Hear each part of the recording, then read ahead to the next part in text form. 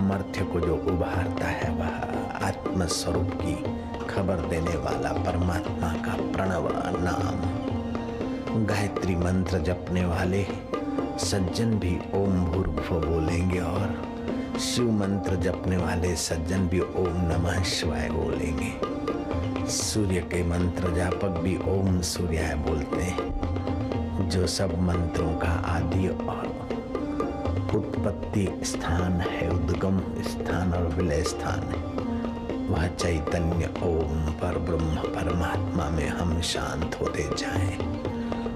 पाप ताप आकर्षण और इच्छा रूपी बुढ़िया विलय होती जाए, हरि ओम मधुरता उभरती जाए, अद्वैत आत्मविद्या में प्रवेश पाते जाएं।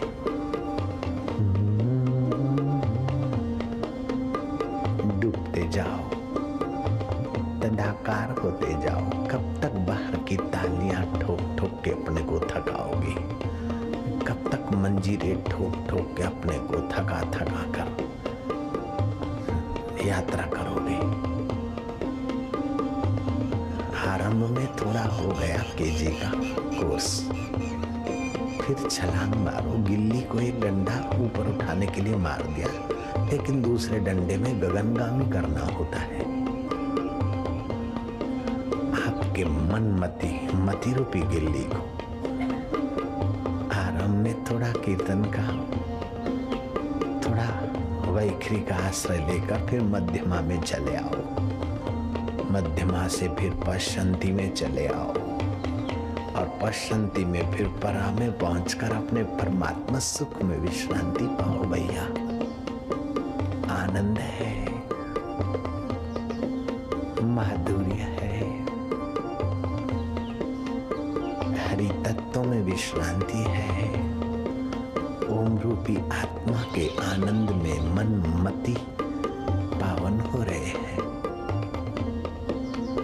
शब्द ब्रह्म का, नाद ब्रह्म का आश्रय लेकर हम पर ब्रह्म में प्रवेश पा रहे हैं।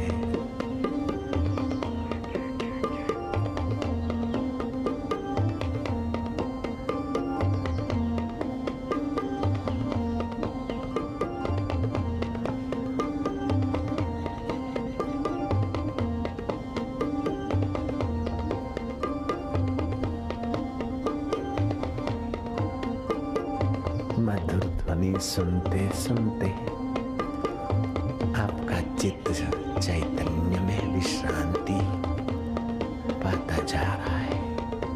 दृढ़ भावना करो। बीन का आवाज सुनकर विशिला सर्प अपना विष भाव भूल जाता है, तो हरि नाम का गुंजन सुनकर चंचल मन अपनी चंचलता भूल रहा है, तो क्या बड़ी बात है।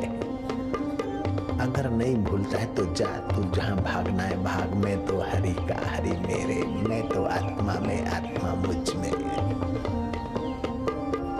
मैं तो गुरु के अनुभव में और गुरु का अनुभव मेरे कानों के द्वारा मुझ में।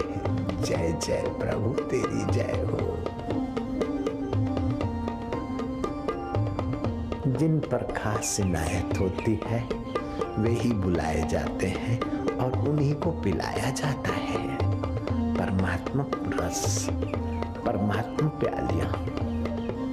बोतल की शराब तो बाहर की प्याली में मिलती है और अल्कोहल से स्वास्थ्य की और मनमति की हानि होती, लेकिन ये फकीरों की शराब तो दिल की प्यालियों में बटती है। और तू ये मत सोचना कि हे संत रूपी मैखाने कहीं स्टॉक खत्म तो नहीं हो गया। ना, तू एक बूंद एक चिल्लू भी पिएगा तो तू खुद मैखाना हो जाएगा। ये वो प्यालियां हैं। आनंद होया मेरी माया, सतगुरु में पाया।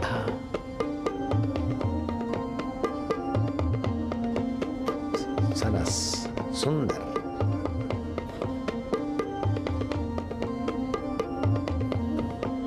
तुम्हारी रग रग पावन हो रही है।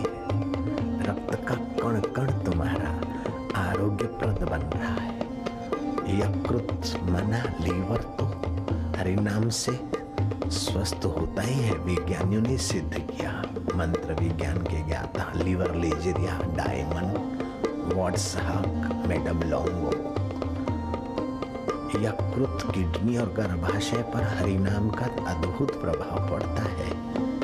लेकिन भारतीय संस्कृति केवल यकृत के लिए हरि नाम नहीं लेती, सुकृत के लिए भी लेती और सुकृत से भी पार होने के लिए भी लेती है। दुष्कृत और सुकृत के कर्ता भोक्ता भाव से भी पार होकर परमात्मा भाव में जगने के लिए हरि नाम का आश्रय लेती। भारतीय संस्कृति की बहुत ऊंची गहरी समझ है।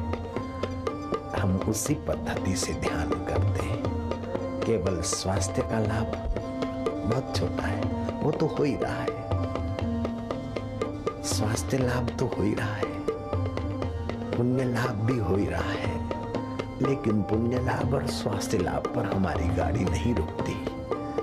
हमें तो आत्म लाभ करने की यात्रा करने का महापुरुषों ने, सतपुरुषों ने संदेश दिया है, वेदों ने आज्ञा की है। हम वही प्रसाद पाने को पावन हो रहे हैं। आदि मानव ने मृत्यु से बचने के लिए अमरत्व की खोज की। उसी अमरत्व की खोज ने अमृत की खोज जगाई। देव और दानव विपरीत स्वभाव वालों में भी एक अद्वैत स्वभाव है। देव भी अमरता चाहते, दानव भी अमरता चाहते। विरुद्ध स्वभाव वाले भी गहराई में एक सूत्र से जुड़े, अमरता दोनों चाहते थे।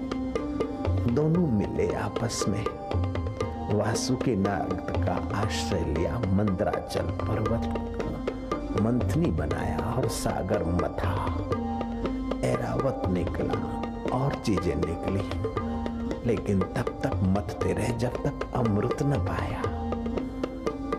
असुर भी अमृत चाहते और सुर भी अमृत चाहते हैं। दुर्जन भी अमर सुख चाहता है और सज्जन भी अमर सुख चाहता है। वह अमर सुख तुम्हारा आत्मदेव का स्वभाव है। कीड़ी भी सुख चाहती, कुंजर भी सुख चाहता है, क्योंकि तुम्हारा वास्तविक आत्मा सुख स्वरूप है, ज्ञान स्वरूप है। शरीर में कहीं भी खुजली होती है, मक्खी मच्छर बैठता है तो हाथ ठीक जगह पर पहुंच जाता है। दूसरे का हाथ समझाने पर भी ठीक जगह पर नहीं पहुंचता, अपना हाथ उसी समय उसी जगह पहुंच जाता है, क्योंकि अपना चित्त उस चेतन की सत्ता लेकर पूरे शरीर में व्याप रहा है। दूसरे का चित्त उसके शरीर में व्याप रहा है। लेकिन चित्त में चेतना तो एक ही है, लेकिन चित्त भिन्न भिन्न है। पावर हाउस का लाइट तो एक है, लेकिन फ्यूज हर घर के अलग अलग है।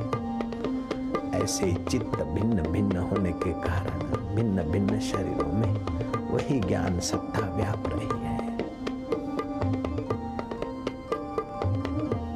एक ही सागर का पानी भिन्न भिन्न तटों पर भिन्न भिन्न रंग रूप का दिखाई दे सकता है।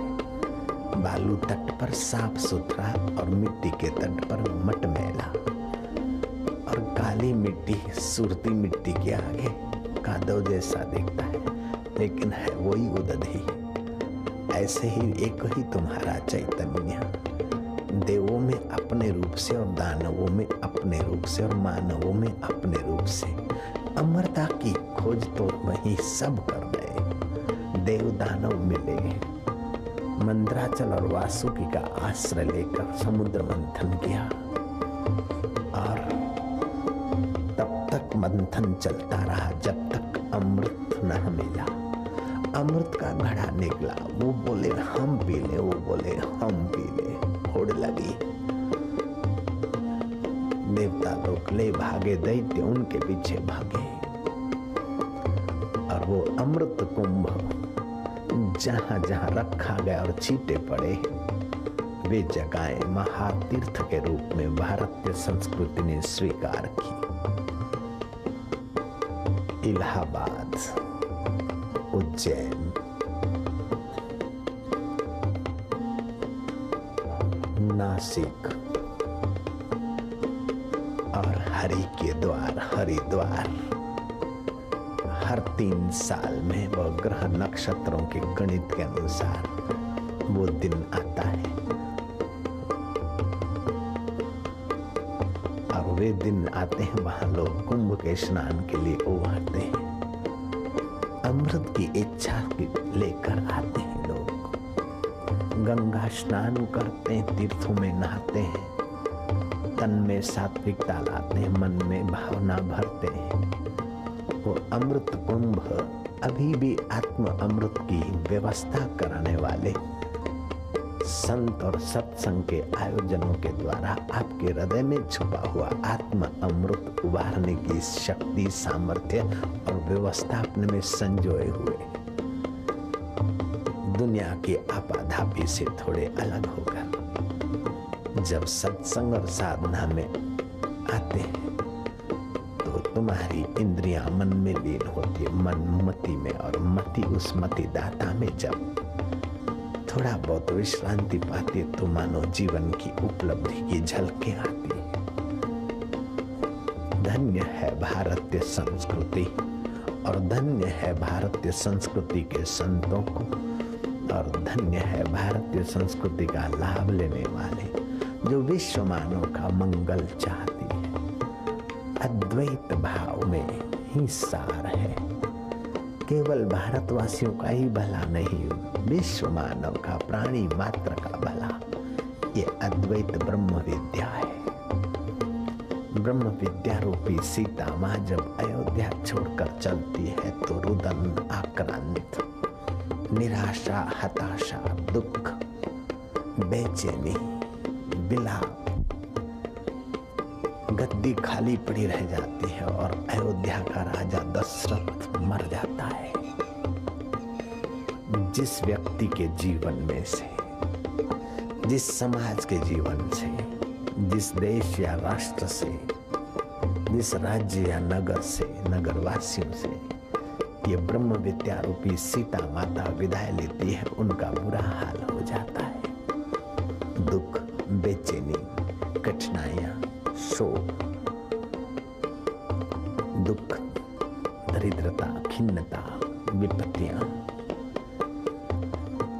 और जब ब्रह्म विद्या रूपी मां सीता को वापस लाने के लिए श्री राम संकल्प करते हैं तो प्रकृति उनके अनुकूल हो जाती है, हवाएं उनके अनुरूप बहती है। चंचल बंदर भी व्यूबंद होकर युद्ध करने की योग्यता अपने में निखार लेते हैं। ये प्रकृति की सुंदर व्यवस्था का दर्शन है। रीछ, बांदर, पठित, अनपठित, बंदर तो क्या कि गिलहरियां भी ब्रह्म विद्या को लाने का संकल्प करने वाले श्री राम के पक्ष में काम करके अपना भाग्य बना रही। ये मानव, तू भी अपने जीवन में ब्रह्म विद्या ला, जिस विद्या से मुक्ति का अनुभव हो, जिस विद्या से सब में एक और एक में सबके दीदार हो। राग द्वेष दूसरे से होता है, भय भी दूसरे से होता है। आप कितने भी डरावने हो, अपने आप से नहीं डरते हैं। ईर्ष्या भी दूसरे से होती है, अपने आप से ईर्ष्या नहीं होती। जब ब्रह्म विद्या रूपी मां सीता आ गई तो आत्मराम की वो अर्धांगिनी आई तो आत्मराम का राज्य अयोध्या में होने लगता है। तुम्हारा तन रूपी अयोध्या, नवद्वार वाली देही,